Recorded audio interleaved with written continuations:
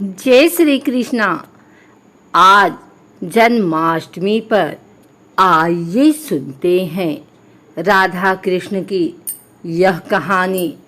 जब भक्त को अपने भगवान के सिवाय और कुछ नहीं दिखाई देता, तब उसे अपने भगवान से इतना प्रेम हो जाता है कि उसे अपना भी भान नहीं रहता कि वह कौन है। तब वह अपने असली स्वरूप को ही भूल जाता है। ऐसा ही एक बार राधा जी के साथ भी हुआ। एक प्रचलित कथा के अनुसार एक बार श्री राधा जी ने भगवान श्री कृष्ण से कहा, कोई भी गोपी तुम्हें मेरे समान प्रेम नहीं कर सकती। भगवान समझ गए कि राधा जी उनके प्रेम में अपने वास्तविक स्वरूप को ही भूल गई हैं। श्री कृष्ण ने राधा जी से कहा कि सभी गोपियाँ मुझे तुम्हारे समान ही प्रेम करती हैं। ये सुनकर राधा जी को क्रोध आ गया। उन्होंने श्री कृष्ण को चुनौती दे डाली। उन्होंने कृष्ण जी के चारों तरफ एक रेखा खींचकर कहा कि तुम मुरली बजाओ और मुरली की आवाज़ सुनकर जो भी गोपी तुम्हें मेरे समान प्रेम करती होगी, केवल वही इस रेखा के अंदर आ सकेगी, नहीं तो इस रेखा को छूते ही वह भस्म हो जाएगी। श्री कृष्ण जी ने कहा, ठीक है। उन्होंने मुरली बजाना शुरू किया। उनके मुरली बजाते ही सभी गोपियाँ अपना अपना सब काम छोड़कर उनकी तरफ खींची चली आने लगी। सभी गोपियाँ उस रेखा के पास पहुँची। श्री राधिका जी ने देखा कि सभी गोपियाँ उस रेखा के अंदर आ गई और किसी को भी कुछ नहीं हुआ। सभी गोपियाँ भगवान को प्रेम से एकटक देख रही थी। उन्हें अपने शरीर की सुध बुध ही नहीं थी। राधा जी भगवान श्री कृष्ण के चरणों में बैठ गए और रोने लगी। राधा जी ने कहा कि मुझे क्षमा कर दो, मैंने तुम पर केवल अपना ही अधिकार समझा।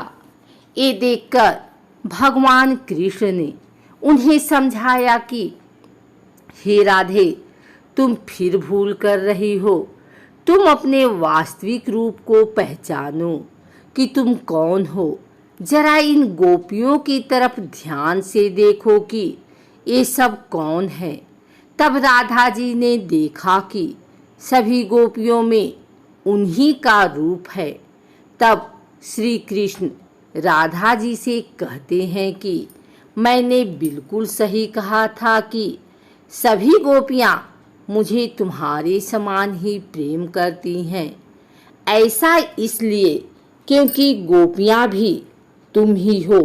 इस धरती पर इतने रूपों में आई हो तुम। भगवान ने राधा जी की एक सहेली ललता की तरफ इशारा करके कहा, ए गोपी अपने आप को ललिता कहती है, लेकिन वास्तव में देखो कि एक कौन है। राधा जी ने देखा कि ललिता में भी उन्हीं का रूप है। जब श्री कृष्ण ने कहा ललिता भी सिर्फ मुझसे ही प्रेम करती है, लेकिन वह जानती है कि मैं सिर्फ तुमसे प्रेम करता हूँ, इसलिए वह मेरी प्रसन्नता के लिए अपने प्रेम का बलिदान कर रही है। यहाँ तक कि वह हम दोनों को मिलाने का प्रयास भी करती रहती है। एक त्याग, समर्पण और निष्काम भक्ति प्रेम के ही रूप हैं, यानी तुम्हारे ही रूप हैं। तुम धरती पर प्रेम के सभी रूपों में आई हो। अपने वास्तविक स्वरूप को पहचानो।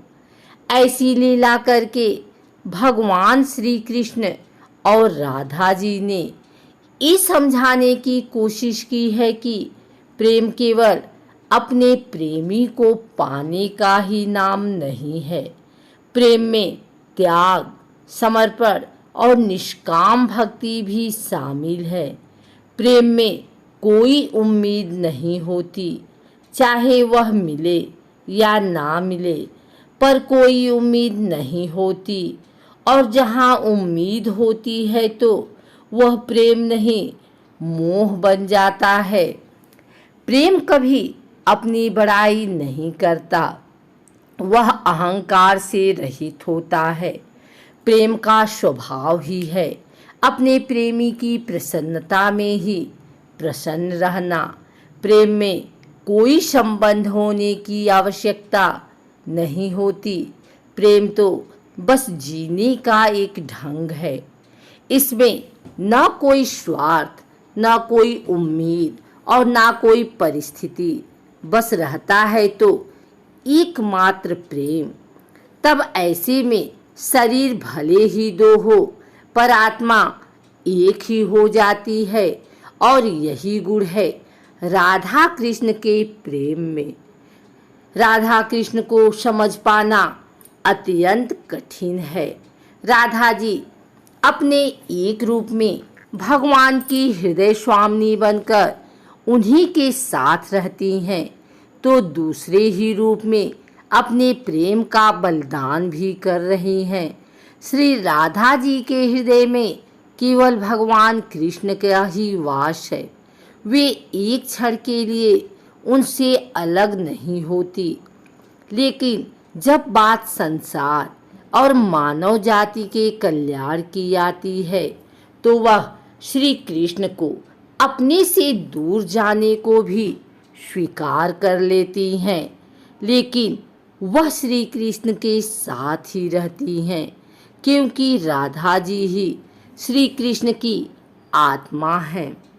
जब उद्धव जी को अपनी भक्ति का अहंकार हुआ, तो भगवान श्री कृष्ण ने उनका अहंकार दूर करने के लिए उन्हें गोपियों और राधा जी के पास ही भेजा। राधा जी के दर्शन से उद्धव का उद्धार हो गया। वह प्रेम और भक्ति की सही परिभाषा को जान पाए। राधा वह नाम है जिनसे प्रेम परिभाषित होता है, जिनसे श्री कृष्ण को पाया जा सकता है, जिनसे भगवान की कृपा को पाया जा सकता है। राधा के बिना कृष्ण अधूरे हैं, और इसीलिए तो कृष्ण से पहले राधा का नाम लिया जाता है। श्री कृष्ण में श्री शब्द राधा रानी के लिए ही प्रयुक्त हुआ है। राधे राधे रटते ही मनुष्य का कल्याण हो जाता है, क्योंकि प्रेम के माध्यम से ही परमात्मा को पाया जा सकता है। प्रेम और भक्ति ही जिसके आगे भगवान भी हार जाते हैं। प्रेम ही तो है जो निर्गुण और निराकार ब्रह्म को भी सगुण और साकार रूप में अपने पास आने के लिए विवश कर देता है। यानी प्रेम और भक्ति ही जगत का सार है।